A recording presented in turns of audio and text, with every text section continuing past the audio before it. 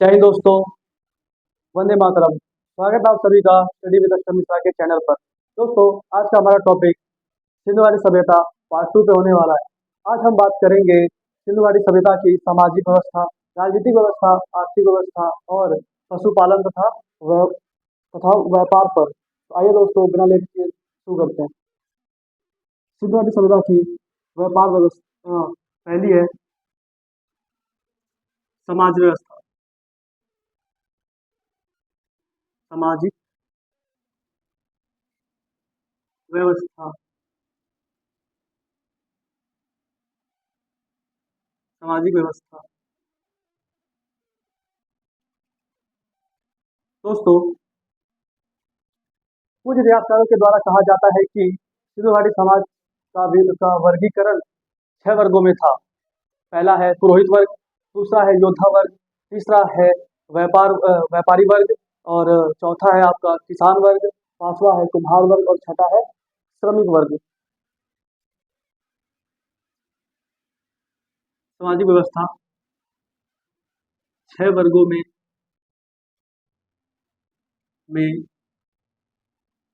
विभाजित था।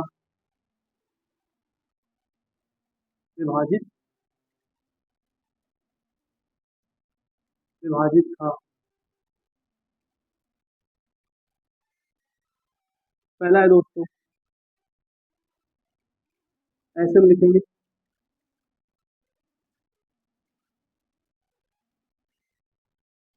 पहला है पुरोहित वर्ग। पुरोहित वर्ग।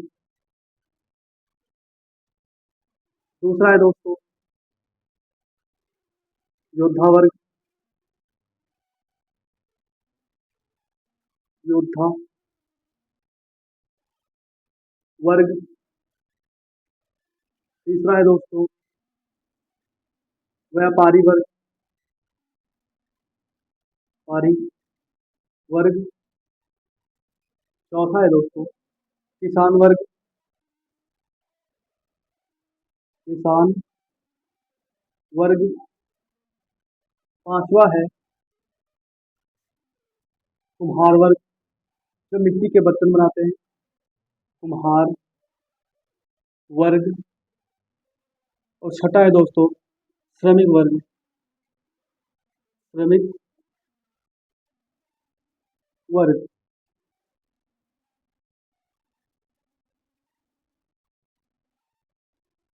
दोस्तों, कहा जाता है कि सिंधु घाटी सभ्यता का समाज कर्मों पर आधारित था। वो कर्म प्रधान थे तथा मात्र सत्तात्मक समाज थे उनकी। आइए दोस्तों, हम इसका विवरण लिखते हैं। पुरोहित वर्ग, योद्धा वर्ग, व्यापारी वर्ग, किसान वर्ग, कुम्हार वर्ग और श्रमिक वर्ग। इनका समाज दोस्तों कर्मों पर आधारित था। इनका समाज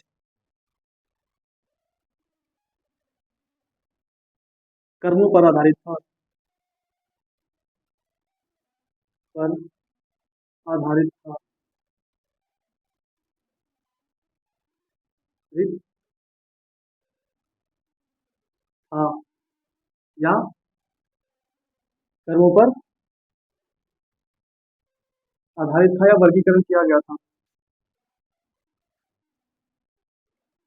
कर्मों पर आधारित था या कर्मों पर वर्गीकरण किया गया था, मतलब बांटा गया था। वर्गीकरण किया गया था। किया गया था। दूसरा है दोस्तों यह मात्र सत्तात्मक थे।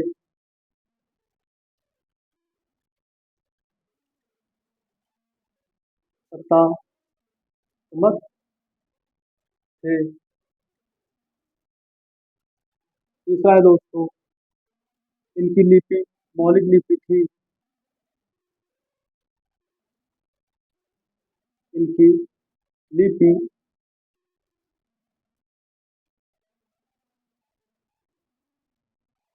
मौलिक थी तथा भावचित्रात्मक थी। भाव चित्रात्मक मक थी तथा 250 से 400 प्रतीक थे। 250 से 400 प्रतीक थे।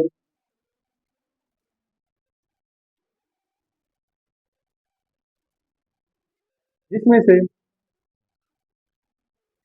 कहा जाता है दोस्तों, इनकी लिपि मौलिक थी तथा भाव चित्रात्मक थी और 250 से 400 लिपि थी जो दाएं से बाएं लिखा जाता था। यही कारण है दोस्तों कि आज ऐतिहासिक काल लिखित तो है परंतु इसे पढ़ा नहीं जा सकता क्योंकि ये दाएं से बाएं लिखते थे, इसे पढ़ पाना मुमकिन नहीं है। 250 से 400 प्रतीक थे तथा यह दाएं से बाएं लिखते थे। दाएं से बाएं लिखते थे। बाएं लिखते थे।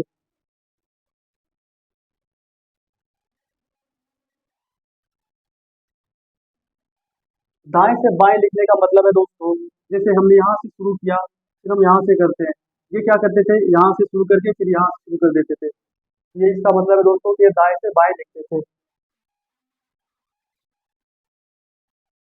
धोलावीरा से दोस्तों, धोला वीरा से, वीरा से 10 प्रतीक का अभिलेख मिला है। प्रतीक का अभिलेख प्राप्त है। का अभिलेख प्राप्त है।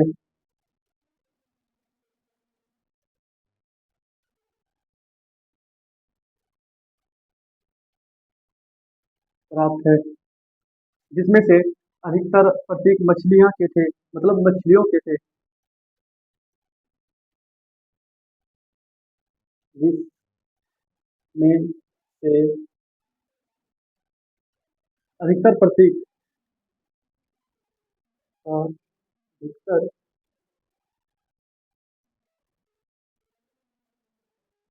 प्रतीक मछली के थे। मछली के थे। ये तो है दोस्तों सिंधु सभ्यता का सामाजिक व्यवस्था, अगर समाज कैसा था, क्या क्या लिपियां थी।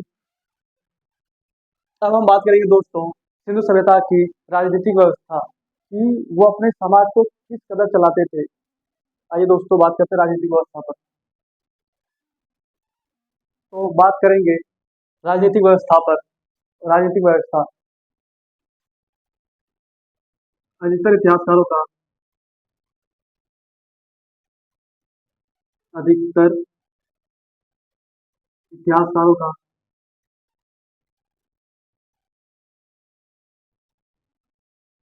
कारों का मानना है कि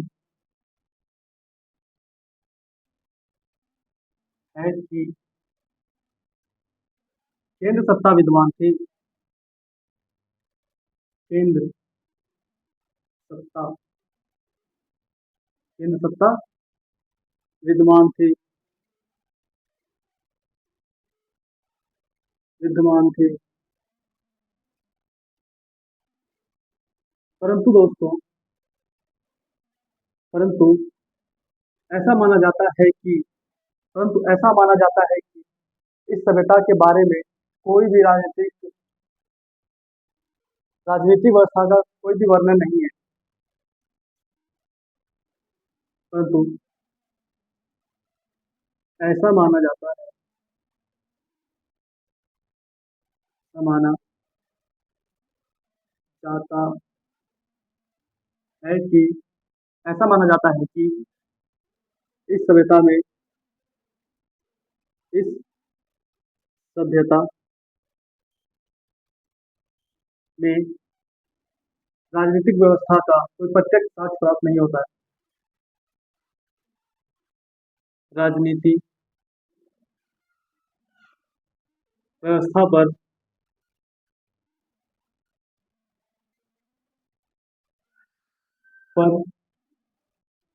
कोई कोई प्रत्यक्ष साक्ष्य प्राप्त नहीं होता है। प्रत्यक्ष साक्ष्य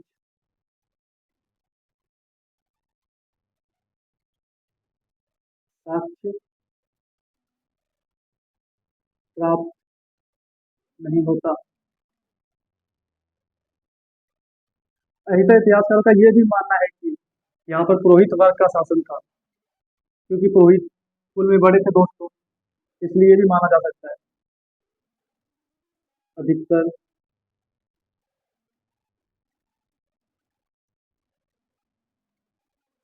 इतिहासकारों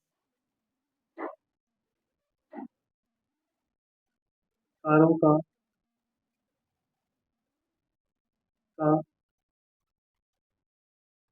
मानना है कि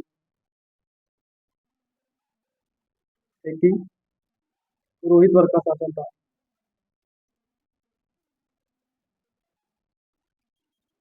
वर्ग का शासन था। शासन था।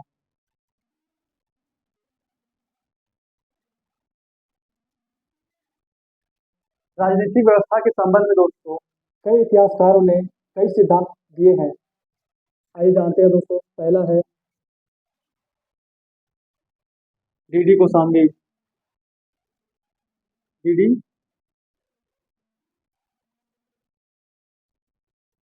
कोसाम्बी। डीडी कोसाम्बी ने कहा था दोस्तों, रोहित वर्ग का शासन था।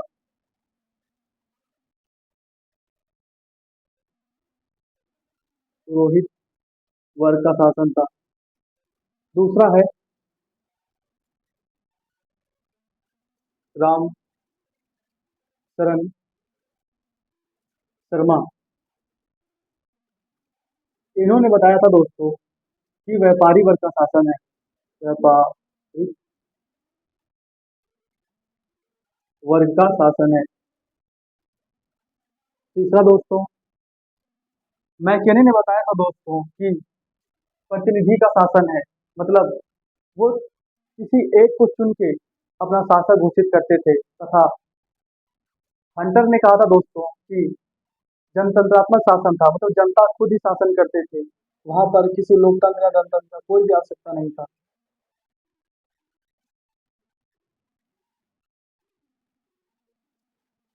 मैं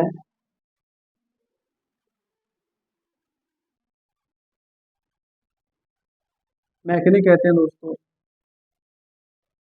प्रतिनिधि शासक था। प्रतिनिधि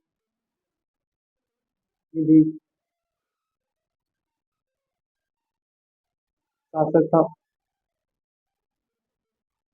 तथा चौथा है दोस्तों, चौथा हंटर कहते हैं,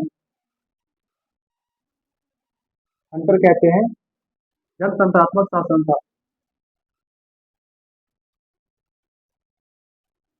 राष्ट्रमक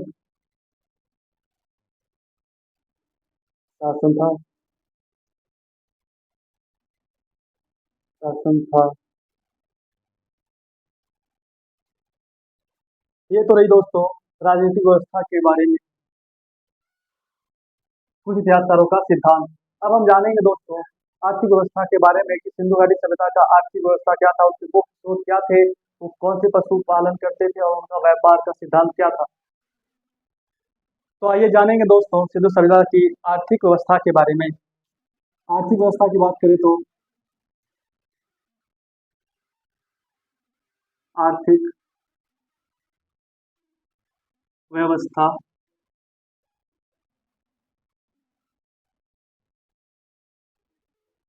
आर्थिक व्यवस्था की बात करें दोस्तों तो इसका पहला था, पहला मुख्य व्यवस्था था दोस्तों। मुख्य व्यवस्था मुख्य व्यवस्था कृषि प्रथम जिसे कहें। दूसरी है दोस्तों, दूसरी व्यापार तथा तीसरा पशुपालन था। पशुपालन।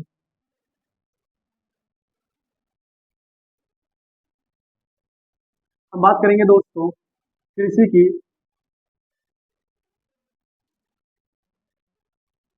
इनकी आर्थिक व्यवस्था प्रमुख कृषि क्यों थे? क्योंकि दोस्तों सिंधु सभ्यता के लोग नदी के किनारे बसते थे, जिनके कारण उनकी जमीनें उपजाऊ थी तथा वह मुख्य फसलें उपजाया करते थे, जिनमें से पहला है दोस्तों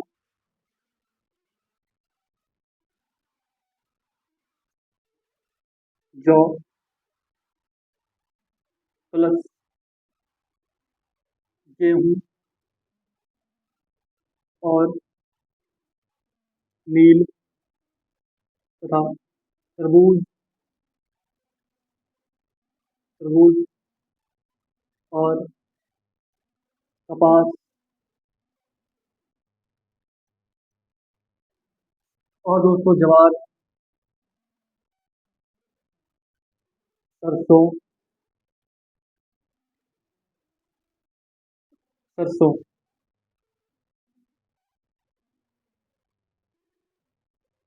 ये तो थी दोस्तों सिंधु सभ्यता। सिंधु सभ्यता में में ये तो थी दोस्तों सिंधु सभ्यता में उपजाई जाने वाली फसलें, जिनमें से दोस्तों प्रमुख फसल थी जौ। ये विश्व में सबसे पहले उपजाया गया फसल है, मैंने अपने क्लासेस में आपको बताया था दोस्तों। और दूसरा है कपास, जो कि सिंधु सभ्यता में ही, जिसका उत्पादन सिर्फ सिंधु सभ्यता में ही किया गया है प्रथम बार। अब हम जानेंगे दोस्तों व्यापार। कहा जाता था दोस्तों सिंधु सभ्यता में व्यापार बहुत ही संपन्न तरीके से था। वह दो प्रकार के व्यापार करते थे, एक बाहरी और एक आंतरिक।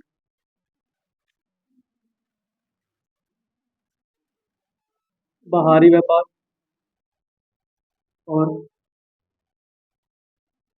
आंतरिक। आंतरिक। ये बाहरी व्यापार करते थे अफगानिस्तान,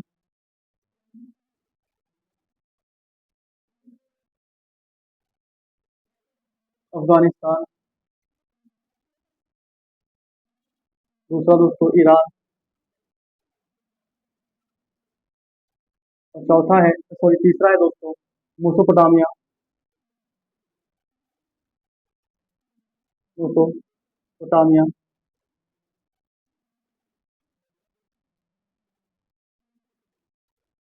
आंतरिक व्यापार करते थे यह गुजरात। गुजरात। दूसरा राजस्थान। राजस्थान। तीसरा दोस्तों दक्षिण भारत। दक्षिण भारत। चौथा है दोस्तों बलूचिस्तान।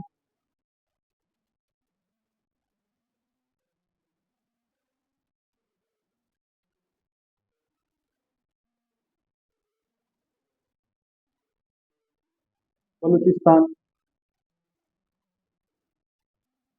पांचवा है दोस्तों सिंध।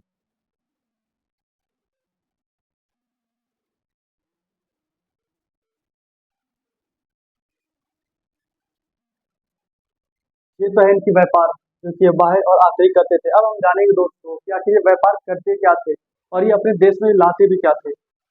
इनका निर्यात और आयात। ये निर्यात करते थे दोस्तों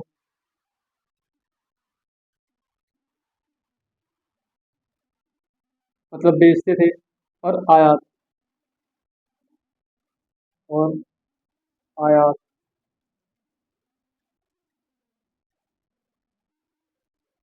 ये निर्यात करते थे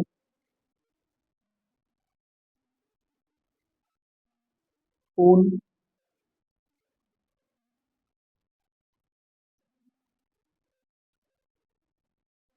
ऊन प्लस नील, सीसा, कपास और बर्तन। इन 5 चीजों का निर्यात करते थे दोस्तों। अब हम जानेंगे आयात। आयात करते थे टीन, शीशा,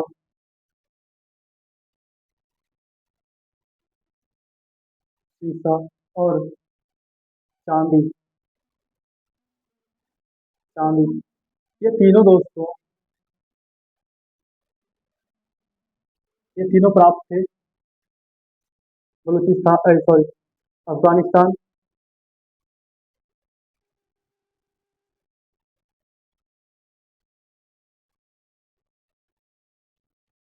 और ईरान से। अब हम बात करें दोस्तों तांबा। तांबा, तांबा दोस्तों राजस्थान से प्राप्त था।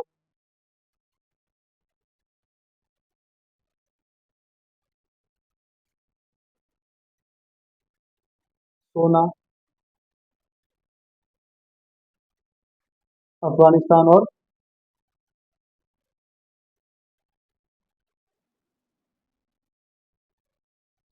अफगानिस्तान और दक्षिण इंडिया से, दक्षिण भारत से प्राप्त था। साउथ इंडिया, भारत से। ये होता है दोस्तों सिंधु सभ्यता का आर्थिक व्यापार। अब हम बात करेंगे दोस्तों सिंधु सभ्यता का पशुपालन। पशुपालन दोस्तों, ये पशु पालते थे ऊंट। दूसरा है दोस्तों भैंस तथा तीसरा है दोस्तों सुअर और हाथी, बकरी,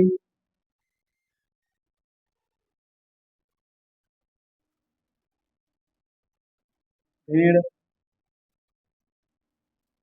तथा पांचवा बहुत ही इंपॉर्टेंट है दोस्तों, ये कई बार एग्जाम में पूछा भी गया है, कुबड़ वाला सांड। कुबड़ वाला सांड।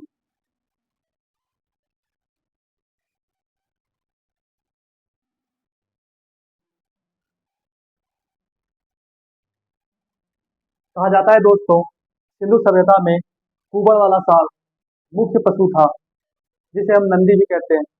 ये इनकी पूजा भी करते थे। ये परिचित नहीं थे दोस्तों। ये ऐसे भी कुछ जानवर थे जिससे जिन्हों मतलब इन्होंने उन जानवर को देखा भी नहीं था, वो परिचित भी नहीं थे। वो दो जानवर है दोस्तों। पहला है घोड़ा और दूसरा है शेर। ये इन दो जानवरों से परिचित नहीं थे। इनके सभ्यता में दोस्तों एक सींग वाला जानवर भी प्राप्त है, जिसे कुछ इतिहासकारों ने गेंडा बताया है और यह इनका मुख्य पशु है।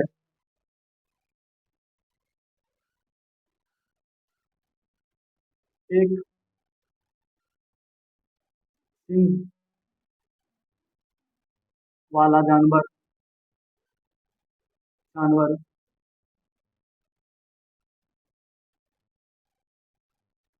गेंडा है। गेंडा।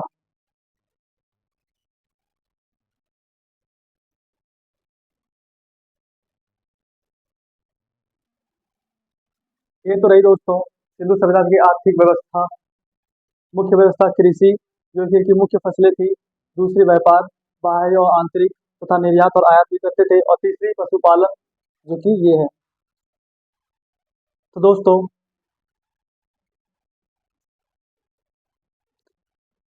आज की वीडियो को हम यही समाप्त करेंगे। कल की वीडियो में हम इसको और विस्तार से बताएंगे, इनका धर्म, इनका नगर योजना और भोगों की और इसका पतन। मिलते हैं दोस्तों अगले क्लासेस में, तब तक के लिए जय हिंद, जय भारत।